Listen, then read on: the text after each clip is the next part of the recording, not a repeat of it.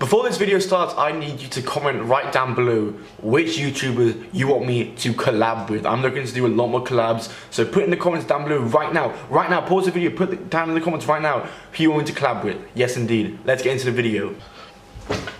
Hey, so it's been a while since I've actually showed my face on camera, and maybe that's for the better because I am hideous. But today, I'm starting a brand new series on the channel, yes. No, there's still gonna be top 5s, don't worry about that, but a little less because this is something I'm really excited to start, and I'm also looking to do a lot more new things on the channel.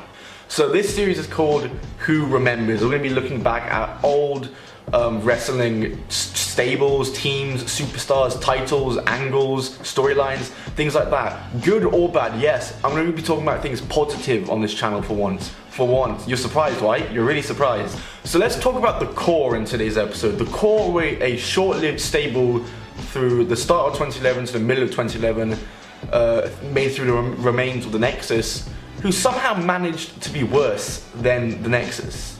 Crazy, right? So why and how was this?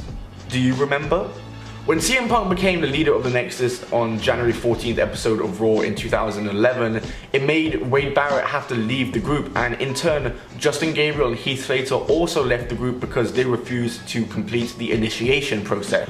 On the January 14th edition of SmackDown, the Corre had its humble beginnings when Justin Gabriel and Heath Slater interfered in a match with Wade Barrett and the Big Show, helping Wade Barrett, and Ezekiel Jackson would join them too. On the January 21st edition of SmackDown, the group named themselves the Corre, but with 2 R's for some reason. Yeah, me neither.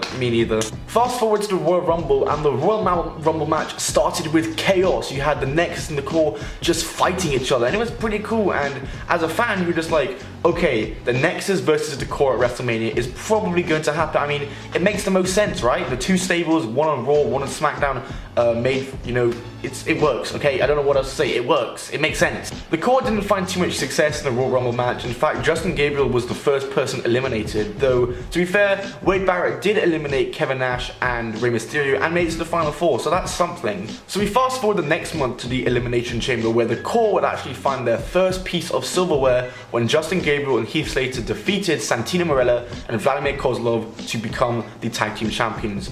Man, 2011 was a horrible time for the Tag Team division. It was so bad. Barrett did also wrestle in the World Heavyweight Championship Elimination Chamber, but was not successful. The next night on Raw, Gabriel and Slater would lose the championships to John Cena and The Miz, but then the next week would invoke their rematch clause and win them back. Yeah, me neither. And on the March 25th episode of SmackDown, the Corre captured more gold when Barrett defeated Kofi Kingston to win the Intercontinental Championship. So WrestleMania is coming up, it's very soon, but we've seen nothing between the Nexus and the Corre on TV, so that match just isn't happening, and that is the biggest missed opportunity just ever.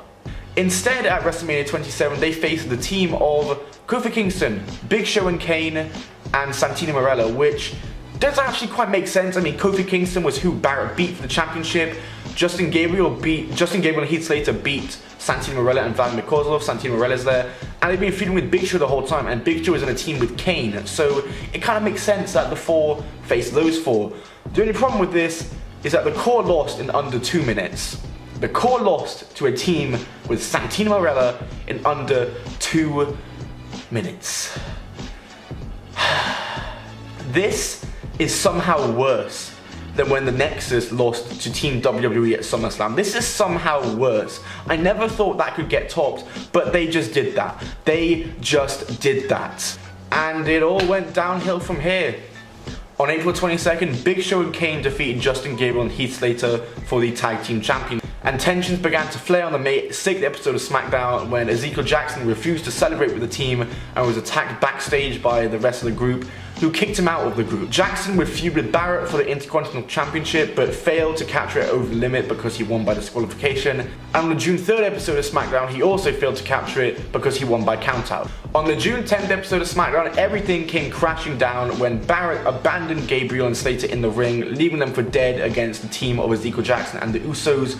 And later backstage, Gabriel and Slater would declare that they are no longer in the group and that the group is over. A capital punishment, Ezekiel Jackson did finally win the Intercontinental Championship and had a really good reign in what was a feel-good moment, and his reign was great. Just kidding, his reign was terrible. It lasted less than 2 months and he lost to Cody Rhodes. And yeah, that's it for my review of the Corre. What an awful, awful stable.